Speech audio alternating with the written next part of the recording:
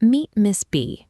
According to her psychiatric evaluation, she's a 37-year-old mother who recently started waking up early, losing weight, and feeling overwhelmingly guilty.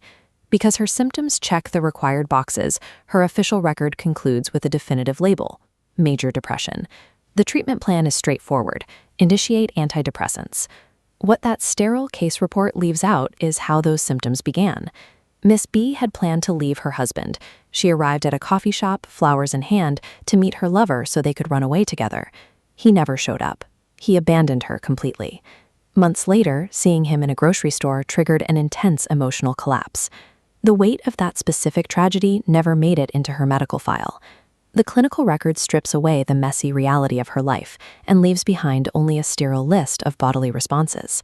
The modern diagnostic system is built to filter out the very human context that triggers psychiatric suffering. Why would a field dedicated to mental health choose to rely on a context-blind checklist of symptoms to define human suffering?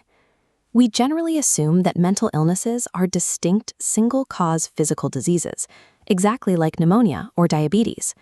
Because of this assumption, the medical field has spent decades waiting for definitive biological proof, like a simple blood test, or the kind of brain scans shown here that can physically validate these diagnoses. But almost 40 years of intensive research later, no such test exists. Our failure to find these physical proofs suggests we are misunderstanding the nature of mental disease altogether.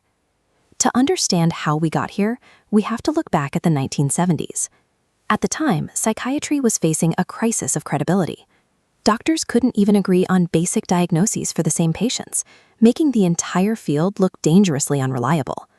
The situation hit a breaking point with the famous Rosenhan experiment. 12 completely normal people went to emergency rooms and faked a single symptom.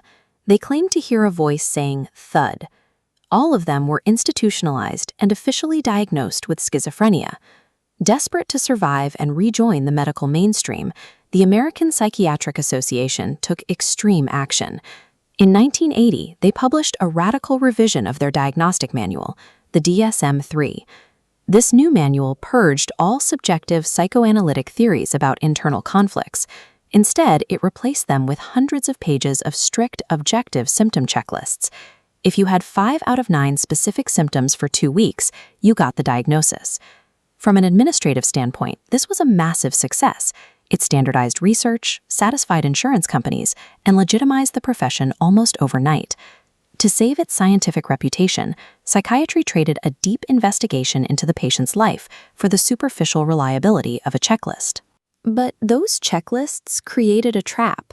Because the manual organized symptoms into neat, distinct categories, researchers falsely assumed each category represented a separate underlying physical disease. And that leads us to the current biological dead end. After 4 decades of searching, science has not found a single genetic marker or brain scan that can validate any major psychiatric disorder. This failure comes from a flawed framework. We treat the brain like a human-engineered device, searching for rigid electronic circuits with broken modules. Evolved biological systems don't work that way. The human brain functions as an organic, messy ecosystem with overlapping, intertwined pathways. Searching for a single broken part to explain a mental disorder is a doomed effort because human minds operate as overlapping ecosystems, not isolated machines. This brings us to the central logical error in modern psychiatry, viewing symptoms as diseases. If you go to a general doctor with a terrible cough, they don't diagnose you with a coughing disorder. They know the cough is just a symptom. From an evolutionary perspective, a doctor knows a cough is a useful defense mechanism designed to expel a physical threat. Psychiatry applies the opposite logic. It takes extremes of negative emotion, like severe anxiety, and classifies them as diseases, labeling the alarm itself as the problem. By confusing the body's natural alarm bells for the actual fire, psychiatry consistently misdiagnoses the true nature of human suffering. To move forward, psychiatry needs to abandon the fantasy of finding single-cause brain diseases. Instead, it must adopt an evolutionary framework, mirroring the way general medicine treats the rest of the body. Under this framework, intense negative emotions are not automatically viewed as broken biology. Often they are normal, albeit incredibly painful, evolutionary responses to severe life events. This creates a critical distinction. Doctors must separate a functioning alarm reacting to a bad situation from an alarm that is actually malfunctioning. Addressing mental health requires moving past the clipboard to account for the actual ecosystem of a human life.